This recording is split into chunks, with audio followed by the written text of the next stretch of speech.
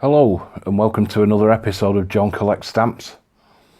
Today is Friday the 30th of December. It's early afternoon and it's a pretty grey, dismal day here up in the northwest of the UK. It's just been absolutely lashing it down with rain, but the postman has just been, so I finally got some deliveries. So today I'm going to start with incoming mail, and if one of these is the order I hope it is, then that will dictate what the rest of this video is. So I'm going to be doing this video in sections, so I will be stopping the camera and then restarting, but that'll be seamless in the edit. So the other thing to note is I'm trying out a external microphone, so hopefully the audio is okay on this. And if it is, I'll be using this going forward. So let's have a look at the first item. And this here is, let me move that out of the way, get the glare off that. This is a selection of British pre-decimal postage due stamps. And we start off down here at the low values. Halfpenny, yeah, a couple of 1 pence, 1.5, 2, 3 through to a shilling. Got some 2 and 6 values here, a 5 shilling, a 10 shilling and a £1. Now I've only got about half a dozen of these in my collection. I've got all the decimal varieties, but I don't have any of these high values, and I'm certainly missing some of these as well. So that's a nice addition to my collection. So I'll be going through the catalogue today, and I'll be labelling my stock book up with the corresponding catalogue numbers and putting those in there for display. Yeah, nice little addition to the collection. So next up we've got, yes, this is a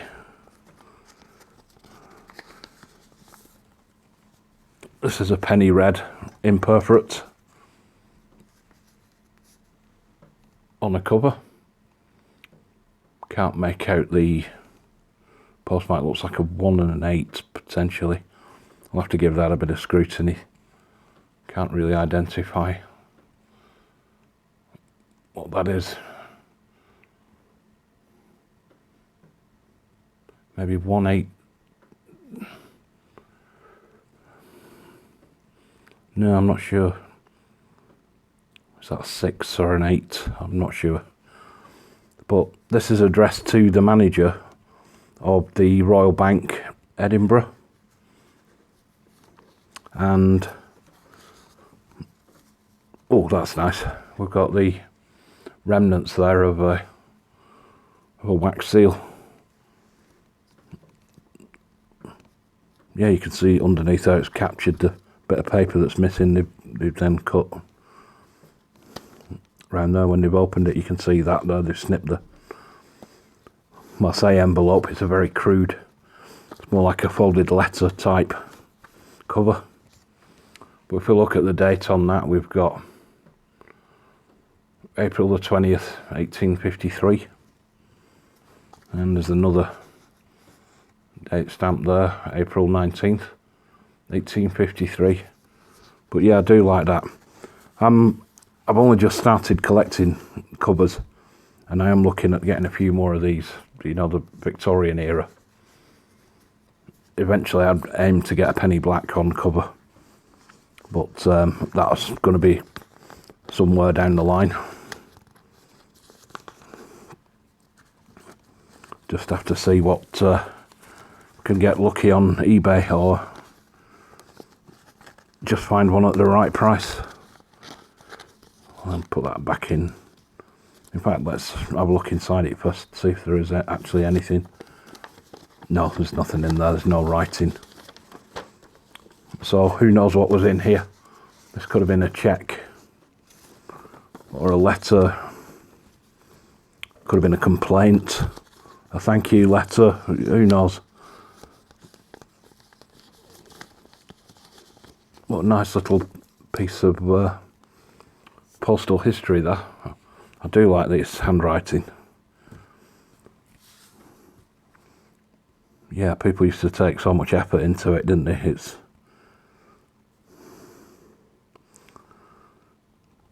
That's very nice. So next up, oh yeah, we've got another cover, and again we've got some nice cursive handwriting. God, my fingers are really fat today. I'm not gripping hold of anything very well. So again, it's another imperforate penny red. Nice cancellation on that one. It's clear as day where it says 134. And this one is addressed to R. Smith and Son, 298 Holborn in London. And we've got 21st of the 12th, 53. Alfred Tuckett. So yeah, there we go. We've got a circular date stamp on the rear here. Yep, 23rd of December 1853. And there's another rather faint CDS there. And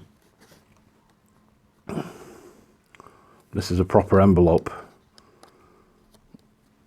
That must have been fashion of the time to open the letter, because that's the same way that one was kind of cut with that crisscross. Interesting. But yeah, it's got a nice little embossed imprint there on the paper of the flap of the envelope. See, there's nothing inside. It'd be nice if we find a penny black in the bottom of here, but no such luck. So I've only just started buying covers. There are a couple more on the way, similar era, but I am looking to get some more.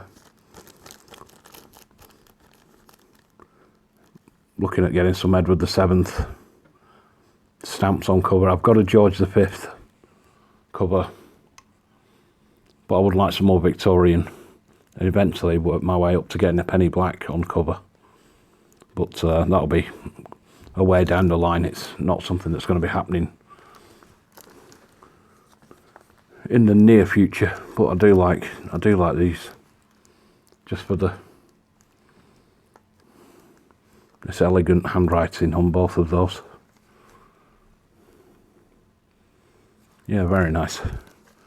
Another nice little example there of postal history. And finally, we've got my order from, I know this is from BB Stamps. I've got 2 orders en route, so I don't know which one this is. If it's the one I hope it is, then the video that I had planned in my head will be able, yes it is. Yep, these are the stamps I've been waiting for. So as you can see here, we've got some imperforate penny reds and some imperforate twopenny blues. We've got the catalogue numbers there for the, you can't see them there. Well, let me get a piece of white paper.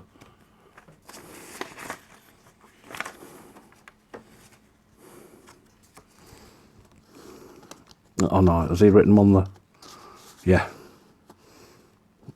Oh yeah, there we go.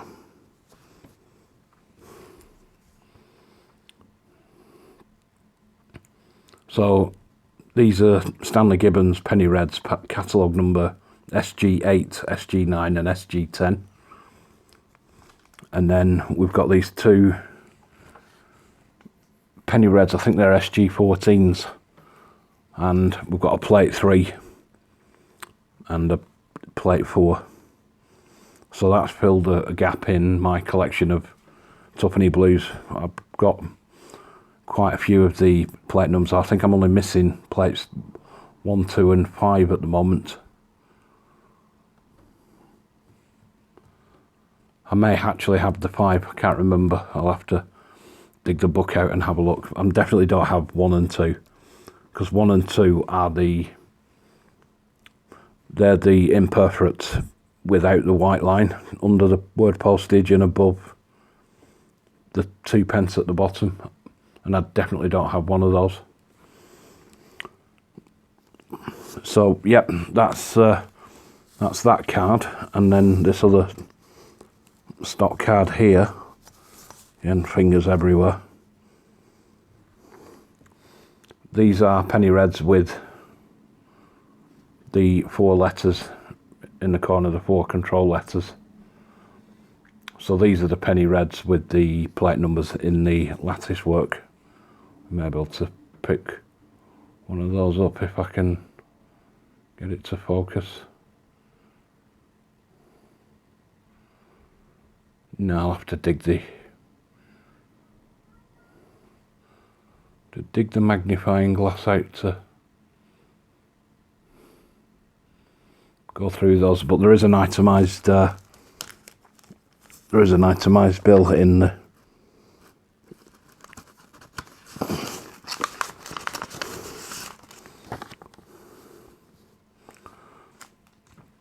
so there we go. Yeah, I was right. SG14 for the Twopenny Blues. And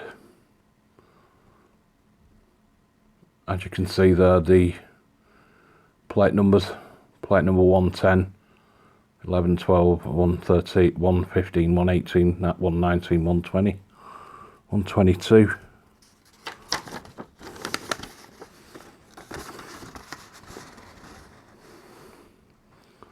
127, 148, 163, 165, and so on and so on. So yeah, nice little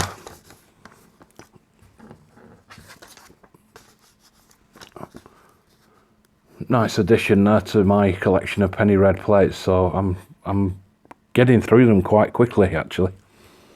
I have still got a few gaps that I will have after these have gone in, but let me just move those out of the way. So what I will be doing with these and these, I will be putting those in my albums and labelling them up accordingly with what they are.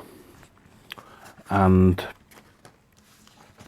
then I shall be showing you that particular page and discussing more about these stamps and their affordability and their availability, and just how fairly straightforward it is for a beginner or a average collector to start putting together some, Victorian stamps in their collection, because it's probably the most complicated area of British philately. It was a time when these weren't being processed and printed in any kind of. I'm trying to find the words for it. There wasn't a process in place, so it was kind of like a learning process where the post office would be designing a stamp. They'd print the stamps, and the penny reds were in circulation until like 1880. So that covers the first 40 years of the postage stamp. But there was no things like the design committees like we have now, where you've got the next 12 months worth of stamps queued up. I think it would have been just a case of, oh, we need a new stamp, and then somebody would have gone away and designed one stamp. And that's probably how it worked. So yeah, but these they are affordable. They're not particularly rare, especially these. These aren't expensive at all. Even these, when I detail the rest of this video, sorry, when I detail the rest of these on the video, then you will see just how affordable it is to get hold of items like this. So yeah, so there will be a cut whilst I organise things in the album. I'll then show you that, and then I'll be doing another cut because I'll be showing you something on the computer then that tallies up with everything relating to these. But just one final thing before this is something else that came in the mail today. This is a book by Chris West, A History of Britain in 36 Postage Stamps. Now, there's a video on YouTube of the author launching the book, and he's given a talk about about the story of these 36 stamps at the Smithsonian Postal Museum in Washington, DC. And that is on YouTube, so what I will do, it's very, very interesting. That's what prompted me to get the book when I watched that. I'll post a link to that video in the description. But that's well worth a watch, very interesting. I think it's about 45 minutes, the video. But well worth a watch. So, yep, I'm going to cut the video here, and we shall return with the magic of editing very shortly. And we're back with the magic of video editing. So I've now placed the stamps that I received in my Victoria pages, and this page here is something that I've recently been working on. So what I've actually done is, like my Machin collection, I'm now starting to add the catalogue numbers to my other stamps. So it is a slow process because it is a lot of identification and then having to cut out pieces of paper and put them in the stock books. But as you can see up here, I've got the 2 penny blacks up there. The first one there, the plate 6, is the one that I won in the Museum of Philately contest, and that's the other one that I own, which is, it's a bit inferior compared to the other one. It's not a terrible stamp by any account. It's only got 3 margins. The bottom margin has been cut. As you can see, it's very close. I don't know what plate number that's from. I've not yet identified that. Then we've got SG 8, 9 and 10, which are those imperf penny reds which you saw earlier. I've just got some other as yet unidentified, unlabelled penny reds and twopenny blues. Then we've got the twopenny blues that came in, SG 14 plates 3 and 4. And if you have a look here, you can see the rest of my twopenny blues under different catalogue numbers, SG 35, SG 45 and SG 46/47. So that's up to plate 15. You will notice there is no placeholder for plate 10 and 11, and that's because those plates were never used. I think they failed at the inspection stage. They'd maybe run some sheets off and it was decided that they weren't good enough, so the plates were destroyed. So I think this is a really nice, it's one of my favourite pages in my collection, just looking at that. And if you put the penny blacks to one side, the rest of it really isn't expensive. This whole exercise getting these twopenny blues down here has probably cost me less than £40 UK or thereabouts. I managed to score in a single purchase from eBay. There was a guy selling a stock card that had plates 7, 8, 9, 10, 12, 13, 14 and 15 on, and I managed to win it for around about £15. And, you know, so that's a nice little score. As you will see when I do the next part of the video, when I move over to the computer, you'll see what I paid for these penny reds up here and these SG14s here. But another set of Victoria stamps I would like to show you is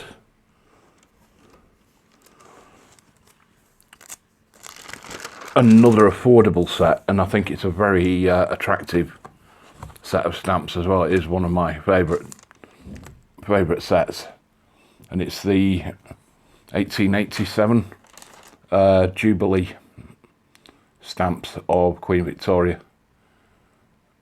Now, the ones I particularly like are these bicolour stamps. So you've got the twopence there, the green and red. You've got the 4.5p, which I think is a beautiful design. The 4p itself is nice. You've got some in single colours, like this yellow, and you've got this lilac. Some of these on their own are very cheap individually. I mean, the halfpenny vermilion and the halfpenny green, they're 10 a penny. They're all over eBay. They are so cheap. Things like the 1 shilling,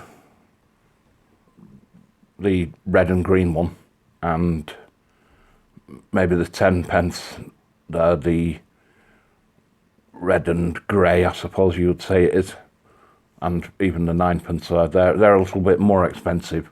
But I don't know if it'd surprise you to know that that set in its entirety cost me less than £20. And it's a set that was repeated for the stamps of Edward VII. The same designs were used. You can see there you got the yellow, it's the 1 shilling there at the bottom, the 9p, and all they've done is replace the vignette of Victoria with that of Edward. But again, that's you can see there I've got my catalogue numbers all ready to be cut out and put into the placeholders. But yeah, I think this is a really nice set, and like I say, if you can pick this up for less than £20, I think it's a really nice addition. So, you know, I mean, I have said, you know, there are affordable Victorian stamps, and there are, you know, I mean, these are some of the higher value stamps. We've got a 2 shilling and 6p and a 5 shilling, and yeah, they probably cost me about £7 or £8 each. But the catalogue value on them is like £60, or I think the 2 and 6 is 60, and the 5 shillings even more. You know, I mean, if you wanted an unmounted mint, yeah, you would probably pay a lot of money, as you would for this set up here, the Jubilee set. I think this, you can get it for around about £200 mint. Maybe mounted mint with, you know, with like some fine hinge attachments. But yeah, it's all a matter of, are you happy to just have a stamp in your collection, or do you want a clear example? Like you can see some of those are unused, like the 6p and the 9p, and I think, oh, that's lightly used, isn't it? Yeah, you can see the postmark on that, but it's almost that's very fine used. But yeah, the halfpenny there and the halfpenny there, they're unused.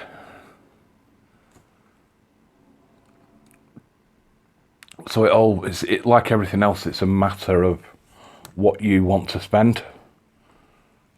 And I think certainly for less than £100, you could get a couple of pages in your album with some Queen Victoria stamps. And get yourself some penny reds and some twopenny blues. And I mean, the twopenny blues, you know, you're looking at these are originated, they're from 1840 onwards. I mean, these examples are from 1841 onwards because they've got the white line under the word postage. But still, you know, these stamps are all at least 140 years old. And I think it's quite a nice little page to look at. So the other thing I'll show you is another affordable collection, and this is I've touched on this briefly before in my what I collect video, but yeah, this is the penny red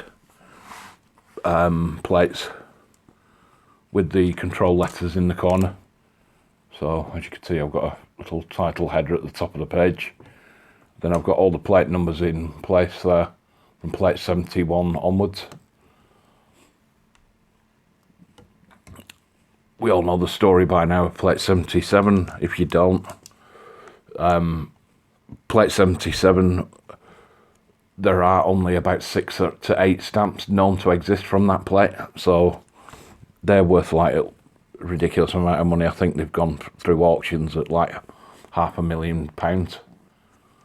So if you ever found a plate 77, you'd have to probably pinch yourself first and then go and see an expert just to get it verified. But chances are you're not going to ever see one. But yeah, so I filled a few more gaps here with those stamps that arrived today. Sorry, I'll just get that glare off the light reflection. So as you can see, I'm closing in on filling the gaps. You know, one of the best things you can do with these is have a look on eBay and get yourself a mixed bundle of penny red plates and then start plating them yourself using a magnifying glass. Once you've done one, you find it's like second nature. Then you know exactly what you're looking for and how the numbers look in the lattice work on the side of the stamps. I mean, some of these, you know, and yeah, so if you get a bundle of them and plate up as many as you can, and then what you can do is you can start cherry picking and then start searching for individual plate numbers. Now, some of the plate numbers are more expensive.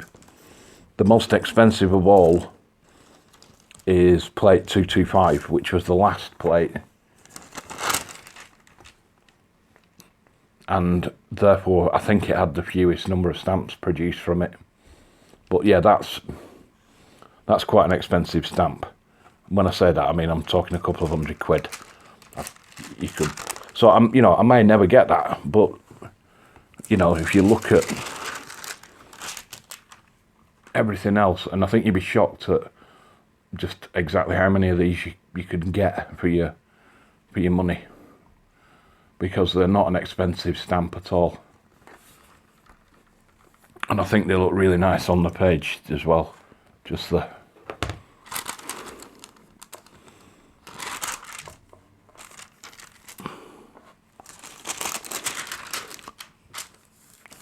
all the slight variations on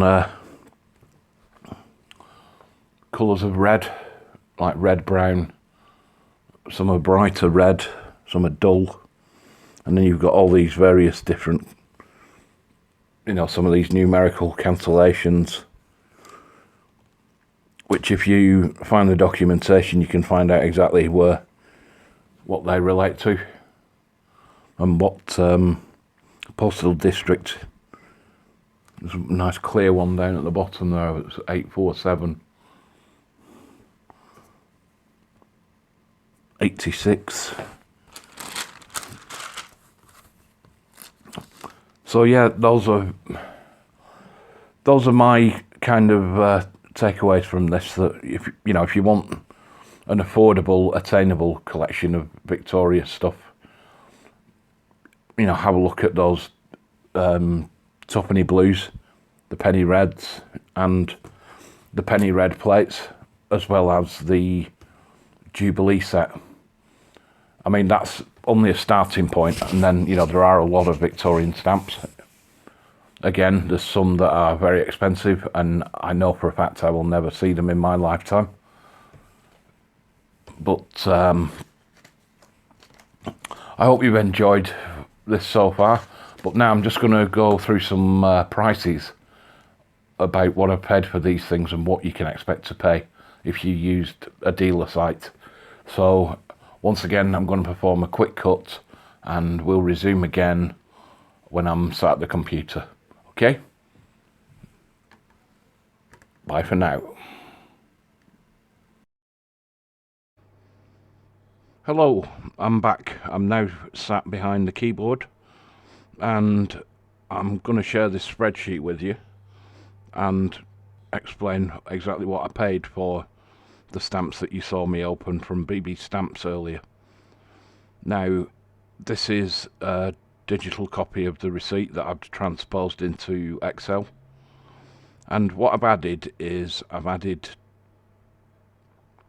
the price in US dollars for any American viewers, just as a comparison against the price that we pay in the UK. So as you can see, I've got the catalogue numbers here. Those two there, there's no corresponding catalogue number in Scots for those, so I'm assuming they'd probably be marked as 3 as well. But they are shade differences, so you've got red brown, pale red brown and deep red brown. So maybe the Scott catalogue ignores the shade variations. You know, and as an American collector, maybe you could say, well, that doesn't matter then, I won't bother with those two. Because I will, if you bought that one, you would still have a Scott catalogue number 3.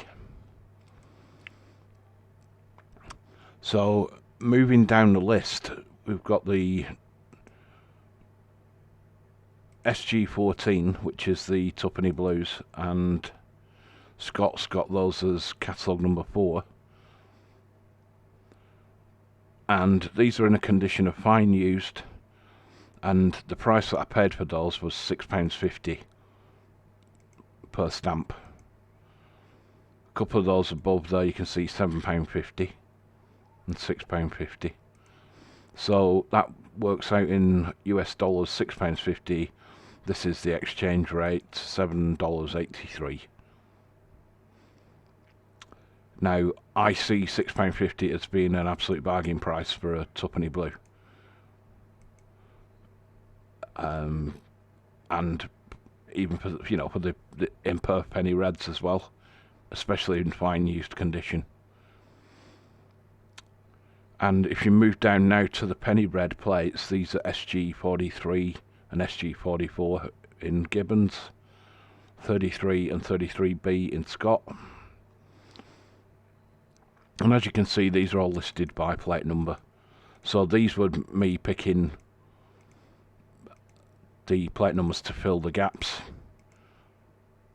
So this was me cherry picking what I was ordering. But if you look at the prices on these, you've got one there at £1.70,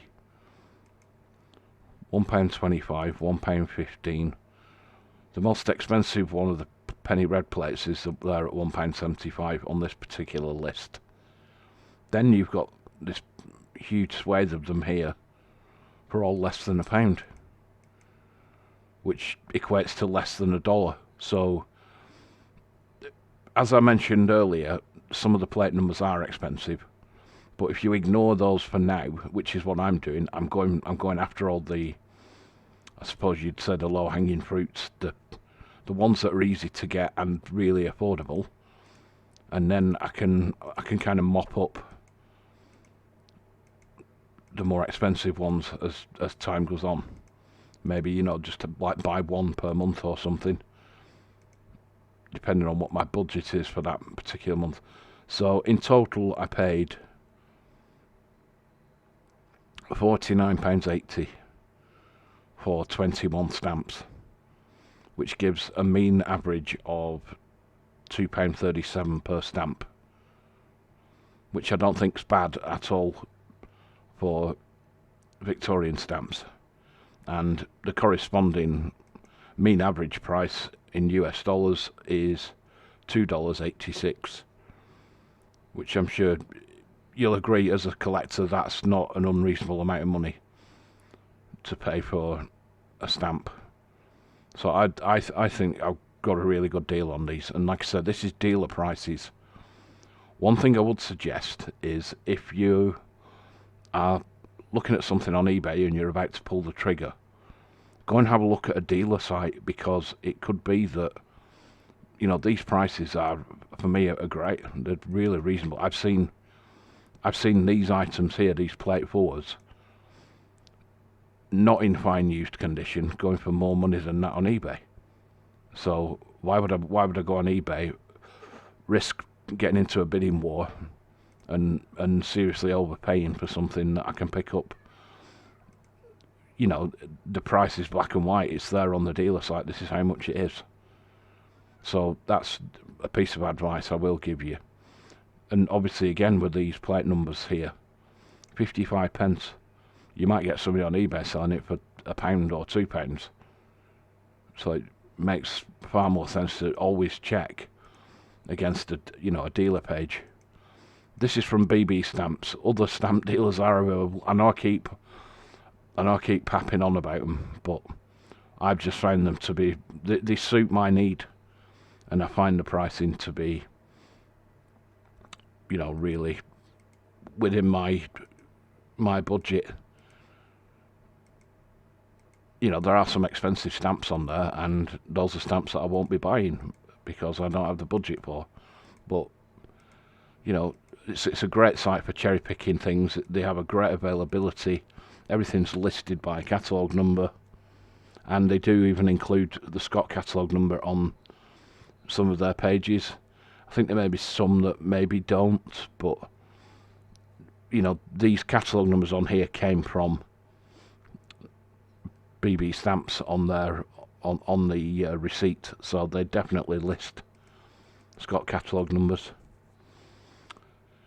So yeah, so that's to summarise what I paid. So if we just move down a little bit, I'm going to show you the other twopenny blues.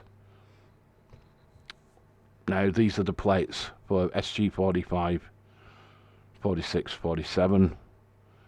Again, I put the corresponding Scott catalogue numbers on there, 29A and 30, for plates 7, 8, 9, 12, 13, 14 and 15. And I've just realised that I've done my maths wrong there. There's actually 7. So, thankfully, using Excel and formulas makes it easy to make a correction.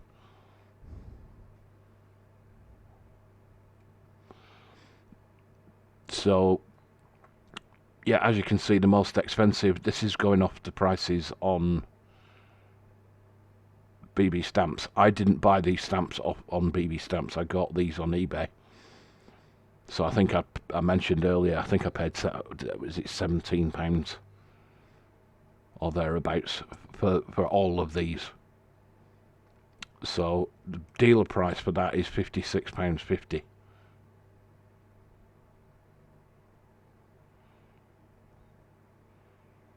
Yeah, maybe that isn't right. Some E29 to E35, E29 to E30. No, it is right. You're right, that's okay. So yeah, these work out at £8.7 per stamp as a mean average, which equates to $9.73. Again, I don't think that's a lot of money, especially for twopenny blues. I think they're an absolutely beautiful stamp, and I think that everybody who's collecting British stamps should have one. I'm not going to go into penny blacks because that's a separate topic all on its own, and that is something that you would have to have the budget for. You know, it's been mentioned on a previous video. You're going to get what you pay for. You could buy a penny black for £50, maybe even less, but it's not going to be a nice copy. I mean, I fell lucky with winning the competition, obviously, but the other one that I showed in the earlier, I think I only paid £52 for that on eBay, and it was one of those that I was expecting to pay more. I was expecting it to sell for maybe £75, £80, but nobody else bid on it. It was just one of those lucky eBay purchases where it slipped under the radar, because I'd been after one for months, and every time I thought I'd won one, I got snipes at the end. Because essentially what I do is I've got a budget, I put that in as the maximum bid, and then I just leave it. I'm not getting into a bidding war with you, because it gets out of hand. I've made that mistake in the past, and I always got sniped, and I just thought, well, the way it's going, I'm never going to win one on eBay. And it turns out within the space of about 6 weeks, not only did I win one on eBay, I won the competition. So, you know, I've been very lucky this year to acquire both of those, and I am grateful to have them in my collection. So finally, to move on, I will show you this is the prices for the Jubilee set that I showed. So again, starting with the Halfpenny Vermilion. Initially there was only 12 stamps up to the 1 shilling green, and then they replaced the colours on 2 of the stamps. They replaced the vermilion with a halfpenny blue green, and the shilling with a green and carmine. Now again, you can see here the stamps vary in price differently. The 1 shilling green and carmine, £18 is the most expensive. The 1 shilling green, second most. The 10pence at £7.78, 9pence, £6.50. So yeah, it seems like if you can remember the designs, the bi-colour stamps are more expensive than the single colour stamps, which kind of makes sense really. But even at this is dealer prices. This is again from BB Stamps. It works out at £68 for the set of 14. And this is a mix of fine used and good used. So just bear that in mind. But that works out at, in dollars, $82.17, which works out at a mean average of $5.87 per stamp. So again, I don't think that's an unreasonable amount of money for what is a really nice set of stamps. But as I mentioned in the video, on this occasion eBay was my friend, because I paid around £20 for this set on eBay. So like I say, it's worthwhile doing the comparison between an eBay sale and a dealer page. So I'm going to leave it at that for today, but before I go, I will say, if you are interested in Victorian stamps and learning more about them before even dipping your toes in, if you want to know more about the penny red plates, the twopenny blues, there is a channel on YouTube run by a chap called Pete West, and it's called OuDadStamps. You may have heard of it. If you haven't, go and give that a look if you're interested in Victorian stamps. He does cover other subjects on there, but yeah, it's a really good channel, really informative channel that Pete runs. I'll put the link to it in the description of the video. But yeah, go over there and, you know, show him some appreciation, because it is a very nice and informative channel, and I've learned so much from watching some of his videos, not just about the